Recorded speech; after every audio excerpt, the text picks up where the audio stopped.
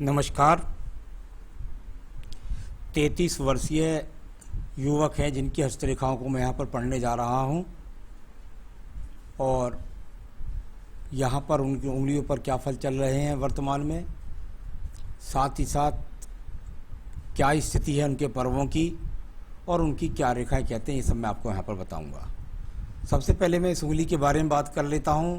कनिष्ठा उंगली लगभग सूर्य की उंगली के प्रथम पर्व तक पहुँच जाए, व्यक्ति मेधावी होता है, ज्ञानवान होता है, अच्छी इच्छा शक्ति रखता है और जीवन में फैसले लेने की ताकत रखता है। प्रथम पर्व पर किसी प्रकार की माइनस रेखाओं का प्रभाव नहीं है, यानी व्यक्ति कुल मिलाकर मानसिक रूप से पूरी तरीके से मजबूत है। सेकंड पर्व पर माइनस रेखाओं का लगना, वाणी पर नियंत्रण रखना चाहिए, साथ ही साथ बहुत जल्दबाजी करके अपने स्टाफ के साथ में झगड़ा करके या व्यापार में या नौकरी क्षेत्र में जैसे भी हों, कुल मिलाकर के वाणी पर नियंत्रण रख के चलें, वरना धन के नुकसान भी हो सकते हैं। इस तरह का तीसरे से पर्वत पर भी अभी पर्वत तीसरा जो है वो काफ़ी राहु रेखाओं से पीड़ित है। व्यक्ति जैसा धन चाहता है वैसा नहीं है। यहाँ पर बात करता हूँ मैं आपकी सूर्य की उंगली के प्रथम पर्व के बारे में। सूर्य की उंगली का प्रथम पर्व, और यदि मैं प्रथम पर्व पर देखता हूँ तो यहाँ पर कोई मुझे बीपी का इंडिकेशंस नहीं दिखाई देता, कोई आँखों का रोग दिखाई नहीं देता, किसी प्रकार के एक्सीडेंट के कोई योग दिखाई नहीं देते। परंतु सेकंड पर्वत पर लगी हुई माइनस रेखाएं आपके जीवन के अंतर्गत निश्चित रूप से राज्य सरकार से संबंधित कार्यों में लाभ नहीं दिलाती। तो सेकंड पर्वत पर ज़्यादा राहु रेखा है, राज्य सरकार से किसी प्रकार के लाभ की ज़्यादा उम्मीद ना करें। तीसरा पर्व सूर्य से संबंधित है, यानी कि कुल मिलाकर के जो पिता से संपत्ति मिली है उससे आप संतुष्ट नहीं हैं और कुल मिलाकर कुछ अच्छी संपत्ति प्राप्त करना चाहते हैं, ऐसा कहता हूं। तो आदमी ऐसा पैतृक संपत्ति पर संतुष्ट नहीं होता, जीवन में आगे बढ़ना चाहता है, इसका मतलब यही है। तीसरा पर्व शनि का प्रथम पर्व बिल्कुल बहुत पूरी अच्छी तरीके से मजबूत है। किसी भी प्रकार का स्थायी रोग आपके जीवन के अंदर नहीं है, परंतु उंगली टर्न लेकर के ज़्यादा है। जब जब आपके जीवन में शनि की ढैया आएगी तो थोड़ा सा ऐसा जरूर होगा कि आपको संघर्ष और मेहनत की क्षमता ज़्यादा बढ़ाएगी और उसके बाद आपके धन के आगमन बनेंगे। तो थोड़ा सा स्वास्थ्य का ध्यान रखें, शनि की पूजा करें, अच्छे फल प्राप्त करें।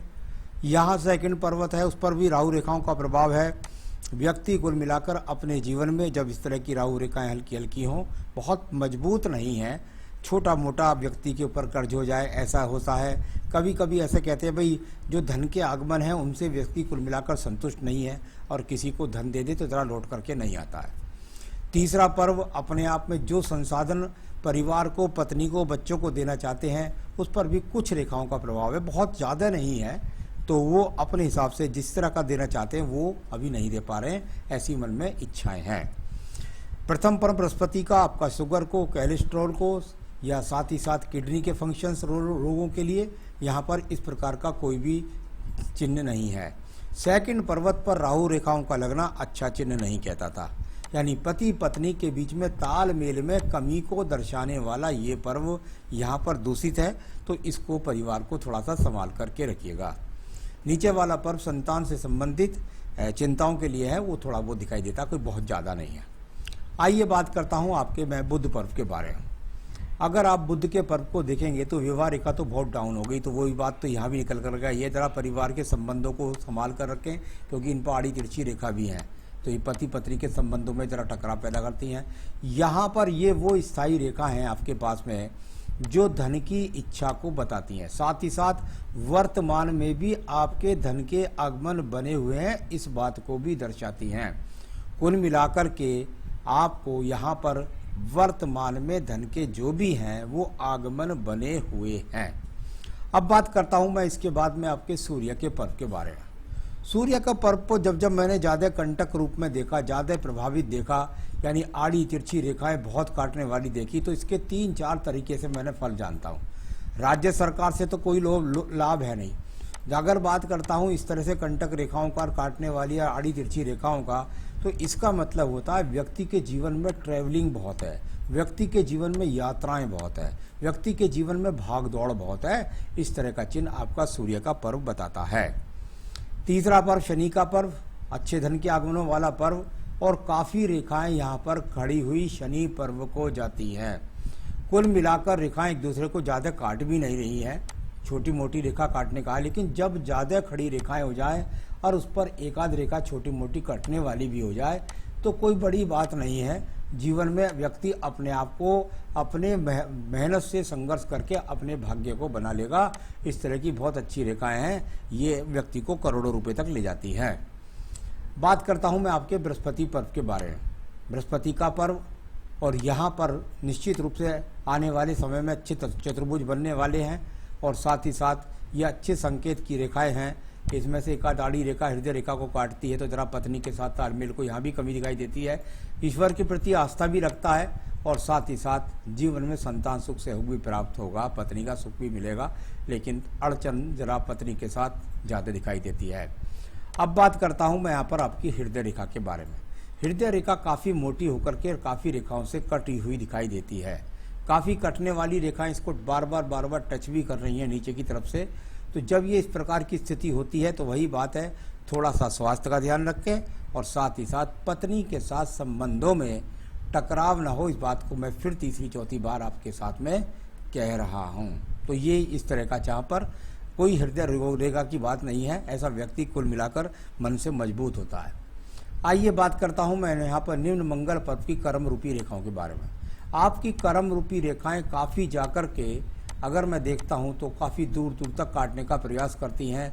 बुद्धि रेखा के अंदर समाती भी हैं, फिर इसके बाद बुध पर्वत तक भी पहुंचती हैं। नीचे भी मंगल पर्वत से डाउन हो जाएगी, तो यहाँ जब डाउन होगी जिस समय पर जाकर वहाँ पर मन के अंदर निराशा आएगी। इस तरह के संकेत काफ़ी कुछ है, यानी ये सब संघर्ष वाली स्थिति है। लेकिन अच्छी बात यह है कि इसके अंदर कर्म रेखाएं बहुत मजबूत हैं, यानी व्यक्ति कुल मिलाकर साहस के साथ सब चीज़ों का सामना करके अपने जीवन में आगे बढ़ जाएगा।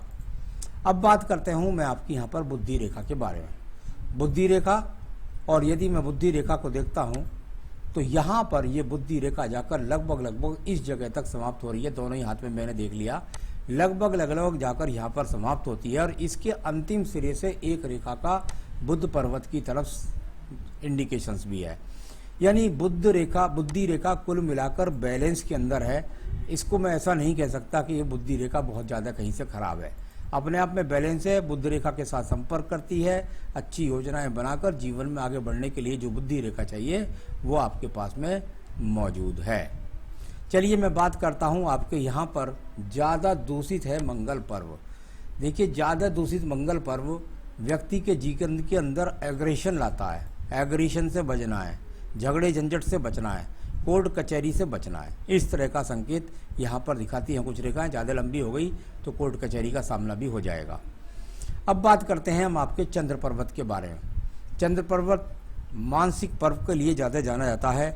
डिप्रेशन का योग होना, या दिमाग के अंदर किसी भी प्रकार की बातों का ज़्यादा चलायमान होना, ये बहुत ज़्यादा व्यतीत है। जहाँ सूर्य पर्व के नीचे ऐसे इंडिकेशन मिले, वहीं यहाँ चंद्र पर्वत से भी बहुत इंडिकेशंस मिल रहे हैं, और वो संबंध बनाने का प्रयास कर रहे हैं दूर स्थानों से। तो कुल मिलाकर ये बिल्कुल अच्छी पॉजिटिव सोच के साथ में है, क्योंकि एक मंगल रेखा भी ये चंद्र पर्वत को टच करती है। तो ये तो निश्चित बात है कि आपके जीवन में बहुत ज़्यादा यात्राएं तो होने वाली हैं। अभी बहुत ज़्यादा उधेड़ बुन के अंदर मत पड़िएगा, धीरे धीरे डिसीजन लेकर आगे बढ़िए और तरक्की को प्राप्त करिए। तो ये इस तरह का इंडिकेशन, ये दूर पर्वत से निकल करके भाग्य रेखा का को देखिएगा। आपकी भाग्य रेखा दूर स्थानों से निकल करके आई। इसका मतलब क्या हुआ कि आप अपने जीवन के अंदर दूर स्थान से जुड़ करके काफ़ी सफलता प्राप्त करेंगे अपने व्यापार में या नौकरी में, जो भी है उसके अंदर बार बार दूर स्थान से जुड़ने का। यानी व्यापार भी कोई करें तो उसके अंदर सप्लाई का माध्यम जरूर होना चाहिए, और होगा भी निश्चित रूप से, इसमें कोई शक भी नहीं है। यहाँ भी एक रेखा निकली है शुक्र पर्व से, तो इसका संबंध भी बुध पर्वत को ज़्यादा देख रही हैं।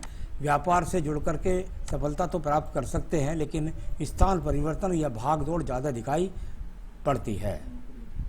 तो नौकरी भी करेंगे तो उसमें भी स्थान परिवर्तन का सामना होगा। यहाँ एक रेखा ये यहाँ से आप देखेंगे, ये वो रेखा है जो आपके जीवन में लगभग बन रही है 40 से 42वें वर्ष में। यानी यहाँ पर कोई बहुत बड़ी तरक्की आपको प्राप्त होगी। क्योंकि सहयोगात्मक रेखा जो भाग्य वाली है उसके साथ में सपोर्टिंग रेखा ये यहाँ पर लंबी वाली है जो राहु पर्वत से होकर जाती है, यानी कुल मिलाकर ये आपको बड़ी ऊंची छलांग लगवाने वाली स्थिति है। या कोई बहुत बड़ी प्रॉपर्टी आप इस समय पर बनाने वाले हैं। केतु पर्वत पर थोड़ा सा ये एक्स का चिन्ह है, तो क्योंकि थोड़ा सा ये पर्व यहाँ पर यदि देखता हूँ तो शुक्र के आसपास में ज़्यादा है। पत्नी के साथ में संबंध बना के अच्छे रखिएगा, चरित्र पर ध्यान रखिएगा, स्वास्थ्य का ध्यान रखिएगा। इस तरह का एक्स ये जीवन में करा देता है। पूजा पाठ के लिए व्यक्ति के पास ज़्यादा समय नहीं होता। आइए बात करता हूँ यहाँ पर शुक्र पर्व के बारे में। शुक्र का पर्व संसाधनों का पर्व है। अभी यहाँ चटकदार ज़्यादा दिखाई देता है। कुल मिलाकर जो संसाधन है वर्तमान में भी अच्छे हैं और अपने आप में कोई मुझे ऐसा नहीं लगता कि संसाधनों की किसी प्रकार से कोई विशेष कमी है। अब बात करता हूँ मैं यहाँ पर आपकी रेखा के बारे में, और वो है आपकी आयु रेखा। आयु रेखा अंदर से चलती हुई और यहाँ से जाकर के ये मणिबंध के अंदर चली गई, यानी इसको तो हम 85 तक की रेखा कहते हैं। अगर यहाँ ये बीच में गैप है तो ये बड़ा स्थान परिवर्तन नहीं, गैप नहीं है, जुड़ गई है रेखा, बिल्कुल यहाँ पर जुड़ गई है, कोई स्थान परिवर्तन नहीं है। तो ये अपने आप में आपकी लगभग 85 प्लस में आयु रेखा भी है। छोटा सा एक्स के चिन्ह यहाँ पर है, पति पत्नी को संबंध में ध्यान रखें। तो ये मैंने आपको सब बताया यहाँ पर सारी रेखाओं के बारे में। रेखाओं पर बताना अलग बात होती है, सवालों पर अलग बात होती है। चलिए मैं देखता हूँ सवाल में कहाँ आपका क्या है। मेरा भाग्य उदय कब? जहाँ आपकी 33 वर्ष की आयु है वहाँ से आपका भाग्य उदय नजर आता है। निश्चित रूप से मैं कह सकता हूँ कि आपके आने वाले साल भर के अंदर अंदर आपकी तरक्की उठनी शुरू हो जाएगी और फिर आप पीछे मुड़कर की तरफ नहीं देंगे। तो भाग्य उदय कब? समझ लिए 8 महीने से लेकर 12 महीने के अंदर भाग्य उदय। धन के हालात कब बेहतर होंगे? जब से ही धन के हालात बेहतर होने शुरू हो जाएंगे। जीवन में सम्मानित उपलब्धि कोई नज़र नहीं आती, ये आगे भी बन सकती है, अभी नहीं नजर नहीं आती। क्या मुझे कोई रत्न धारण करना चाहिए? कृपया करके कोई भी रत्न धारण ना करें, क्योंकि आपका कोई भी पर्व ऐसा नहीं है जिसके द्वारा आप रत्न पहनेंगे तो आपको मुझे लगता है नुकसान का ही सामना करना पड़ेगा। अभी कोई रत्न की जरूरत नहीं है। पूरे देश और विदेश भ्रमण करने की मनसा रखता हूं तो क्या हो पाएगा? चिंता मत करिए, आपके जीवन के अंदर बस है ही यही, रोज भ्रमण ही भ्रमण है। आपके जीवन के अंदर सारे देश विदेश की जो आपकी इच्छा है उसे बहुत हद तक आप पूरी कर पाएंगे। वाहन का योग आपके जीवन में है 2022 से लेकर 2024, उस समय तक हो सकता है कि आप कोई इसी तरह का मकान निर्माण भी कर लें। तो आपने पूछा नहीं है, लेकिन ये तो निश्चित बात है कि वाहन का योग 2022 से 2024 के बीच में। तो ये तो हुए आपके सवालों के जवाब। आप कौन सी पूजा पाठ करें जिससे आपके जीवन में सब कुछ अच्छा होता चला जाए और बड़ी तेजी के साथ होता चला जाए। ओम ब्रह्म बृहस्पति नमः, इस बीज मंत्र की माला का जाप प्रतिदिन कीजिएगा। तो साथ ही साथ 8 मुखी रुद्राक्ष से आप रुद्र गायत्री मंत्र का जाप करें या ओम ब्रह्म बृहस्पति नमः की माला का जाप भी कर सकते हैं। तो यहाँ कुल मिलाकर ओम ब्रह्म बृहस्पति नमः मंत्र की माला का जाप बता दिया मैंने, उससे कर सकते हैं। आप चाहें तो तुलसी माला से भी कर सकते हैं। और जो आप रुद्र जो उसका आपको रुद्राक्ष जो धारण करना है वो 8 मुखी रुद्राक्ष धारण कर लीजिए मंत्र की जगह पे। रतन कोई ना पहने, इस बात का विशेष रूप से ध्यान रखें। तो यहाँ कुल मिलाकर के आपको ये सब करना है। नमस्कार।